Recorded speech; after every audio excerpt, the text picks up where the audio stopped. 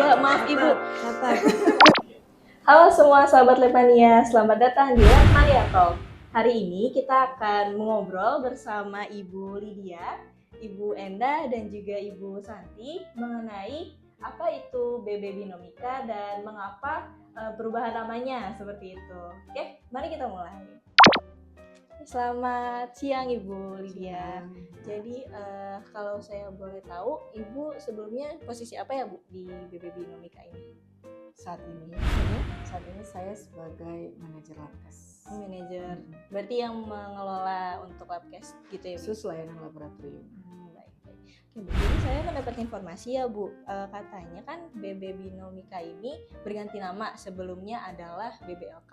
Apa boleh tahu Bu kenapa bisa perubahan nama itu terjadi? Gitu. Jadi kita berdasarkan KMK atau Keputusan Menteri Kesehatan ya, yang terakhir itu nomor 558 tahun 2020 itu kita di bawah Kementerian Kesehatan itu membentuk 4 UPT. Ya, UPT itu unit pelayanan teknis. Ada 4, yaitu Jakarta, wilayah Jakarta, Palembang, Surabaya, dan Makassar. Nah, berjalan waktu dari 2020 ya, pandemi ya, itu masuk era pandemi itu. Jadi pandemi ini membuat Kementerian Kesehatan itu membuat satu reformasi ya, reformasi dalam segala hal ya, termasuk UPT-nya Kemenkes ya, yaitu BBLK Jakarta. BBLK itu adalah Balai Besar Laboratorium Kesehatan Jakarta. Nah, termasuk BBLK di reformasi itu terjadi di tahun 2023. Berarti masih baru ya Bu ya? Ya, persisnya tanggal 19 Juni ya. Nah, kita bereformasi dari Balai Besar Laboratorium Kesehatan Jakarta menjadi Balai Besar Biomedis dan Genomika Kesehatan atau disingkat BB Binomika. Ya, dulu BBLK, sekarang BB Binomika.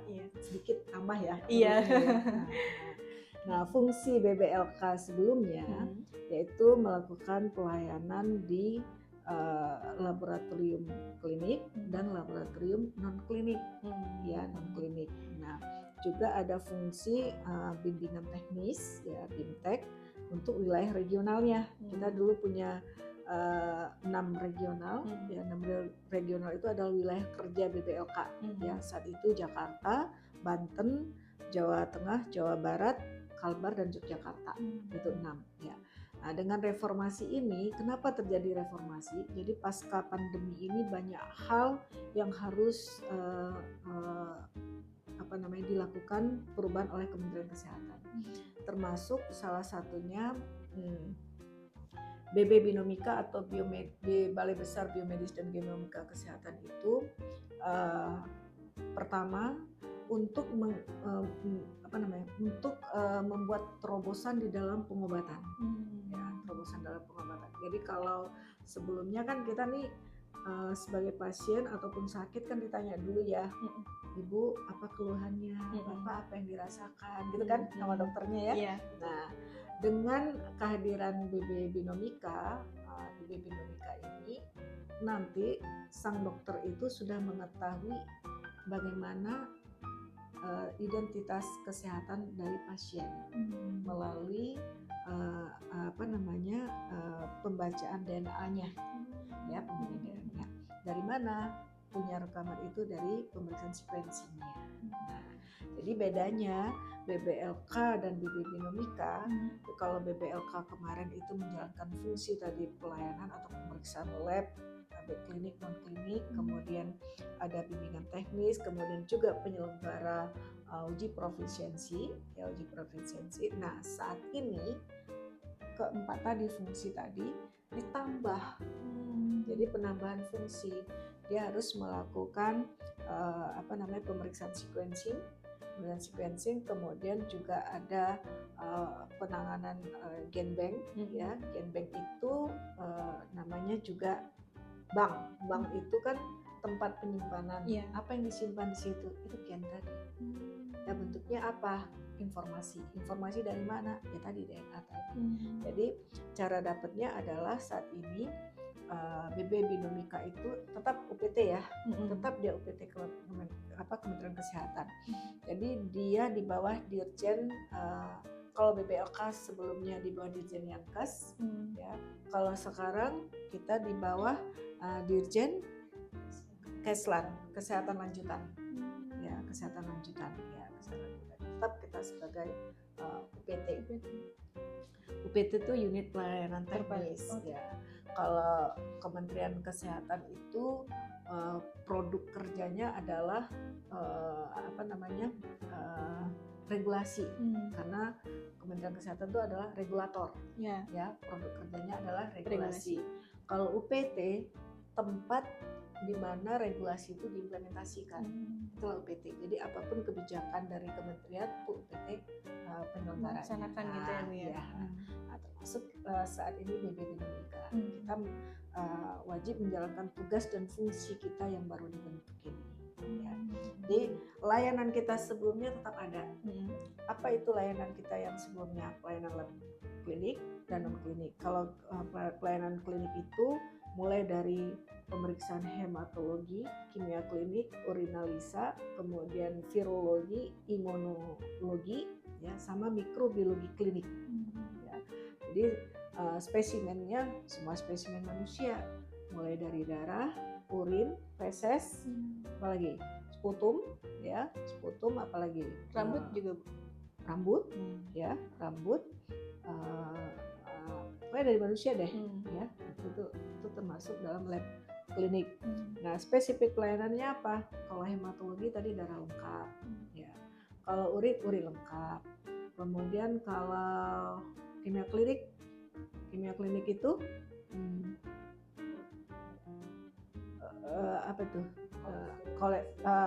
Lebih kepada kayak profil lipid, ya,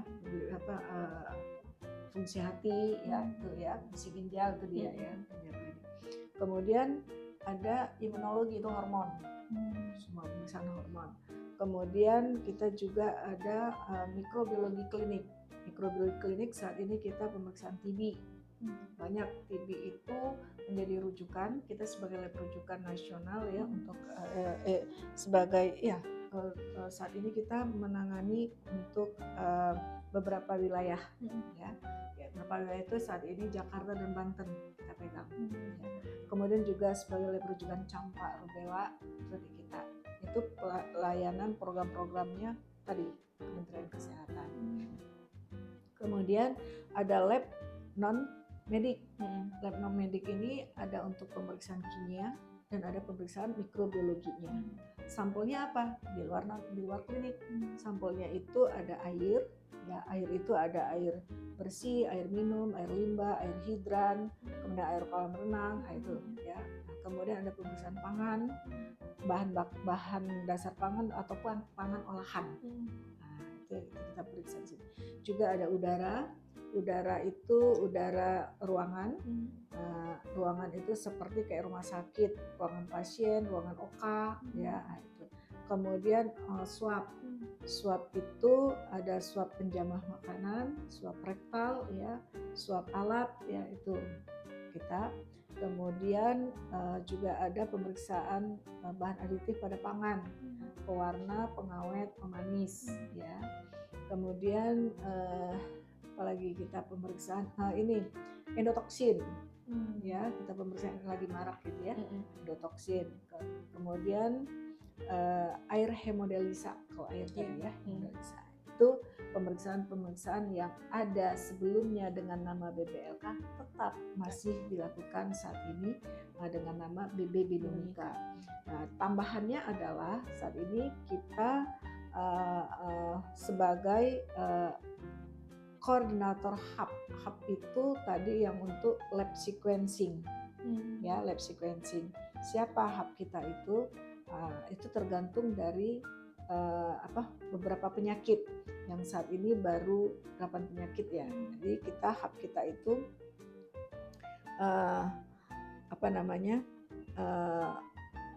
penyakit yang ditetapkan itu sesuai dengan programnya pemerintah ya. Jadi kalau RSCM sebagai diabetesnya ya, penyakit diabetesnya. Kemudian RSPI sama persahabatan ini untuk TB. Jadi semua pasien TB yang masuk melalui rumah sakit ya masing-masing ya, kalau RSCM penyakit diabetesnya ya, itu diambil sebagai volunteer untuk tadi tuh di sequencing. Ya, di sequencing. Nah, tujuannya nanti Ibu sebut ya. Nah, kemudian ada lagi lab Sarjito lab rumah sakit Sarjito ini untuk penyakit langka ya yang sudah lama muncul lagi gitu ya. Kemudian ada lagi rumah sakit jantung, ini khusus untuk pasien jantung. Nah, kemudian rumah sakit anak harapan kita, kemudian rumah sakit kanker Darmais ya, kemudian rumah sakit PON untuk yang stroke ya, untuk stroke. Kemudian rumah sakit Sanglah itu yang untuk aging. Ya sekarang kan marak nih operasi itu ya. Nah, itu. Satu lagi rumah sakit Marzuki Mahdi. Itu khusus untuk kelainan mental. Nah, jadi semua penyakit ini sedang diteliti, di research ya dari pasien-pasiennya untuk suatu terobosan pengobatan. Nah itu tadi biasanya kan ditanya dulu. Nah, sekarang kita sudah punya nih data dari pasien-pasien ini dalam bentuk sequencing. Nah caranya dari hub-hubs ini mengirim sampel darahnya ke kita ya, sudah dalam bentuk buat saya lupa, di vial Bu atau terus masuk ke genbanknya kita. Nah nanti di sequencing, hasil sequencing itu menjadi suatu data, itulah nanti yang menjadi informasi atau database bagi kita khusus tadi penyakit-penyakitnya. Nah itu baru terbatas 10 rumah sakit dulu yang menjadi hubsnya BB Binomika sebagai pemegang atau yang menjalankan program dari Kementerian Kesehatan. Itu yang baru. Mungkin itu yang Ibu bisa sampaikan. Siap. Terima kasih banyak ya Ibu untuk informasinya, sangat ada tambahan. Kalau yang fungsi kita yang sebelumnya dan sampai saat ini, site-nya kita di sini di Percetakan Negara. Kantornya kita di sini. Tapi untuk yang menawan fungsi baru tadi untuk lab sequencing, khusus sequencing itu kita ada di Gedung Ekman yang di RSCM. Itu yang baru. Siap. Baik, sangat bermanfaat ya Ibu untuk informasinya juga. Jadi teman-teman dari Labmania juga atau sahabat-sahabat Labmania yang nonton juga jadi tahu nih bahwa ternyata BB Binomika dan BBLK itu tetap sama, hanya berbeda di fungsi tambahan gitu ya Bu. Ada tambahan fungsi itu dia. Itu lab sequencing tadi gitu ya Bu ya. Oke, baik. Bagi yang mau Yang KL, penelitian, betul ya. Terus yang ingin magang, ya kalau yang sudah bekerja mau magang mendalami sesuatu dari tadi fungsinya BB Binomika silakan. Atau yang mau riset penelitian silakan. Berarti menerima juga Bu untuk mahasiswa riset penelitian itu ya. Misalkan mau riset nih, punya metode risetnya, tapi belum tahu nih alatnya nih mau dipakai di mana ya. Nah, coba diidentifikasi alat apa yang dipakai. Kalau ada di BB Binomika bisa kita penelitian di sini. Oke, itu sahabat Labmania. Jadi kalau memang mau ada pengujian atau mungkin ada penelitian gitu ya, bisa banget langsung ke BB Binomika ya Bu ya. Langsung datang di Jalan Percetakan Negara nomor 23B. Nomor 23B gitu teman-teman. Oke, baik, terima kasih Ibu Lydia, Ibu Enda dan Ibu Santi atas informasinya. Sangat bermanfaat sekali untuk sahabat-sahabat Labmania yang nonton Labmania Talk sesi ini. Oke, terima kasih. Sampai jumpa di Labmania Talk selanjutnya. Dadah. Boleh? Dadah Ibu. Dadah.